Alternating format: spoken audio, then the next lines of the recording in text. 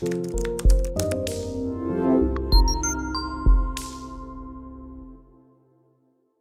आज हम डिस्कस करेंगे अल्सरेटिव कोलाइटिस के बारे में। सबसे पहले अल्सरेटिव कोलाइटिस क्या है? एक इन्फ्लेमेटरी बाउल डिजीज़ है।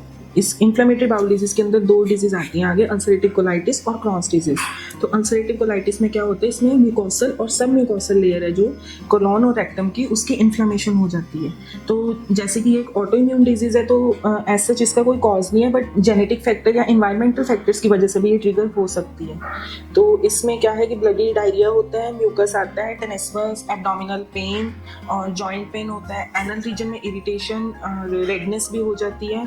उसके साथ साथ पेशेंट को कई बार फीवर भी देखने को मिलता है। प्लस इसमें क्या है कि मोशन फ्रीक्वेंसी वो कई बार 20 to 25 टाइम्स बहुत ज़्यादा इंक्रीज हो जाती है, तो वीकनेस भी इसमें देखने को मिलती है। फिर देखें इसका डायग्नोसिस, तो इसमें ब्लड टेस्ट करवाते हैं अपन। ब्लड टेस्ट में हीमेटोक्रिट वैल्यू लो देखने को मिलती है और WBC वैल्यू इसमें हाई देखने को मिलती है।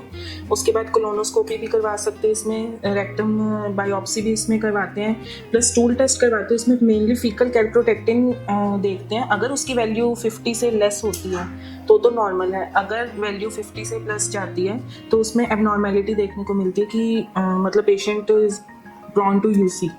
एंड फीकल कैल्प्रोटेक्टिन 2000-3000 इतना भी चला जाता है।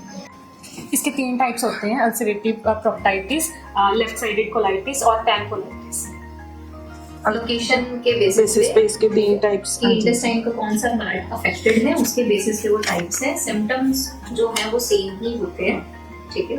प्रोक्टोसिग्मोइडाइटिस की तो जैसे कि जितना पार्ट ऑफ कोलोन इन्वॉल्व है उसके बेसिस पे डिफरेंशिएशन है, सिम्टम्स सेम ही रहेंगे, एक्सटेंट बताया जाता है, बस एक्सटेंट ऑफ डिसीज है।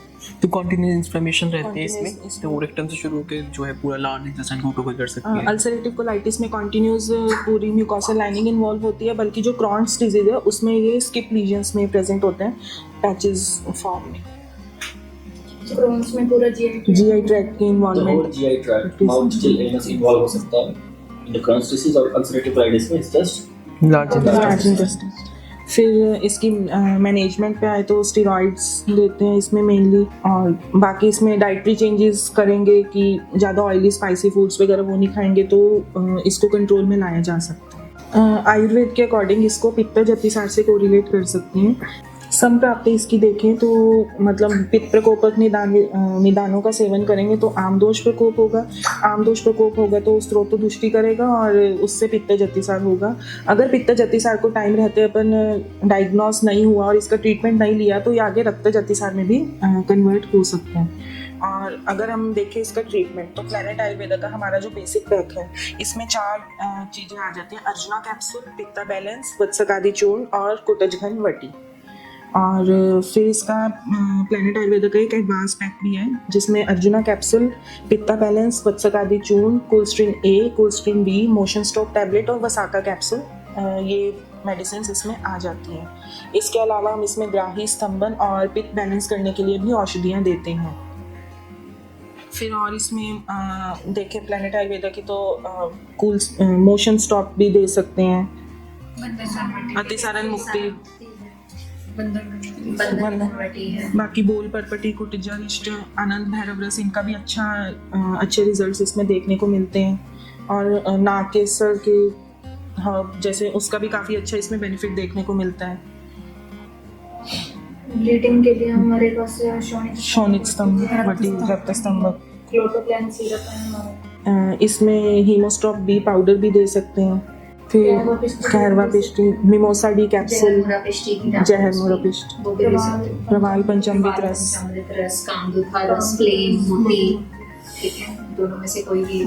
एग्ले प्लान कैप्सूल्स वो भी दे सकते हैं इसमें।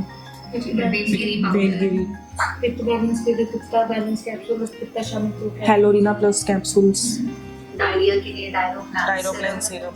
डाइट में और क्या क्या चेंजेस बताओगे?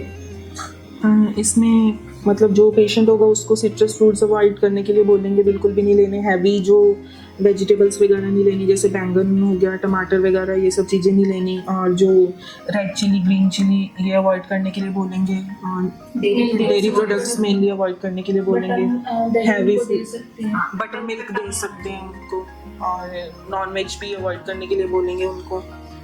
बाकी ग्रीन जूस रेड जूस इसमें ओकेजनली नॉनवेज का इंटेक कर सकते हैं, लेकिन जो रेगुलर बेसिस है उसका यूज बेसिकली करना है। वो भी हर किसी में हर किसी में सूट नहीं होते। हाँ, तो वो अगर कोई पेशेंट, जैसे अगर कोई मान लो ऐसी लोकेलिटी का पेशेंट है जहाँ पे वो फ्रीक्वेंटली नॉनवेज का इंटेक करते हैं, तो एकदम से हम उसको नहीं सीज करा सकते। तो उसके लिए आप लोग जो है वो ग्रेजुअली उसको रिड्यूस करने के लिए बोल सकते हो, क्योंकि नॉनवेज का जो डाइजेशन है वो हैवी होता है। तो अगर आपके इंटेस्टाइन्स वीक हैं तो उस समय आप ऐसा फूड रिकमेंड करोगे जो कि लाइट और इजीली डाइजेस्टेबल हो, ठीक है। और अगर कोई लेना चाहे तो आप चिकन सूप या ऐसे चिकन ब्रोथ सूप जो है वो रिकमेंड कर सकते हो कि वो ले लें। अगर वो पेशेंट को डाइजेस्ट हो रहा है देन इट इज ओके, तो आप occasionally once in 15 days patient को वो दे सकते हो। कैबेज जूस का भी इसमें अच्छा रोल कैबेज जूस अच्छा है, लेकिन हर patient में नहीं है। कैबेज जूस अगर किसी को सूट करता है तो उसको बहुत अच्छे रिजल्ट्स देता है, लेकिन अगर जिसको सूट नहीं करता उसके सिम्टम्स को वर्सन कर देता है, ठीक है। उसको भी केयरफुली यूज करना है। डायरिया के लिए हम होम रेमेडीज सजेस्ट कर सकते हैं कि दही में बनाना मैश करके दे सकते बिल्कुल दे सकते हो, हैं, या कर्ड राइस हो गया, कर्ड पोहा ऐसे दे सकते हो, बिल्कुल दे सकते हो। ब्लीडिंग के लिए दूरबस रोज पेटल मैरीगोल्ड जूस दे सकते हैं, या शीशम के पत्तों का जूस दे सकते हैं। गोंद का तीरा भी दे सकते हैं। गोंद के तेल ठंडा होता है। उसमें भी काम करेगा। जो भी ये पेशेंट होते हैं क्रोनिक डिसीज है ना, तो काफ़ी लंबे टाइम से उससे परेशान होते हैं, तो इनके माइंड भी स्ट्रेस भी बहुत ज़्यादा होता है। और जब ये ज़्यादा स्ट्रेसफुल कंडीशन में होते हैं तो उनके सिम्टम्स क्लियर हो जाते हैं। तो कोई ना कोई माइंड रिलैक्सेंट उनमें ज़रूर देना है, जैसे ब्राह्मी बटी हो गया या और कोई हो गया, तो वो ज़रूर डालना है। उस पर स्वर्ण ब्राह्मी हो गया तो वो ज़रूर डालना है। और एक अगर शिरोधारा उनकी हो जाए तब भी उनका अच्छा इफेक्ट होता है उसमें। बाकी प्राणायाम हम बोलते प्राणायाम हैं, तो शीतली प्राणायाम, शीतकारी प्राणायाम, नॉर्मली हम लोग या मेडिटेशन करने को भी बोल सकते हैं हम लोग, क्योंकि स्ट्रेस जो है वो एक प्रीडिस्पोजिंग फैक्टर है जिससे कोई भी ऑटो इम्यून डिसीज जो है वो ट्रिगर होती है, क्योंकि उससे फ्री रेडिकल फॉर्मेशन बॉडी में जो है वो कार्टिसोल के सिक्रीशन से ज़्यादा हो जाता है, ठीक है। तो उसके लिए आपको एंटीऑक्सीडेंट्स ज़्यादा चाहिए या आप उसको डिस्ट्रॉय कर पाओ फ्री रेडिकल्स, ठीक है। तो वो कहीं की भी इन्फ्लेमेशन को और कहीं की भी इन्फेक्शन को जो है वो ट्रिगर कर देते हैं, ठीक है। बाकी एक चीज़ की ऑटोइम्यून कंडीशन में अगर हम एंटीबायोटिक्स देते हैं पेशेंट जैसे बिना कुछ ले लेते हैं, तो उससे कंडीशन हमेशा ऑटोइम्यून कंडीशन वर्सन ही होती है, तो हमें वो भी अवॉइड करवाना होता है पेशेंट को। www.planetayurveda.com पर जाएं और वहाँ पे हमारे जो कंसल्टेंट्स हैं पूरे वर्ल्ड से हमारे पास पेशेंट्स जो है कंसल्ट करते हैं आयुर्वेद के रिलेटेड। हमारे MD आयुर्वेदा डॉक्टर्स हैं जो कि व्हाट्सएप वीडियो कंसल्टेशन के थ्रू आपको कंसल्टेशन देते हैं और आप ऑनलाइन अपॉइंटमेंट बुक कर सकते हैं और अपने जो फ्रेंड्स हैं, जो फैमिली के लोग हैं, उनको आप बता सकते हैं। लिवर, किडनी, लंग्स, स्किन, दिल, पेट, घुटने, सिर, पैर या बॉडी के किसी भी पार्ट से जुड़ी हो कोई भी समस्या, अभी कॉल या व्हाट्सएप करें और घर बैठे समाधान पाएं 6209123456 पर। हाँ जी, अब सब बीमारियों का इलाज है बहुत आसान। आपकी सेहत से जुड़ी हर समस्या का समाधान मिल रहा है घर बैठे।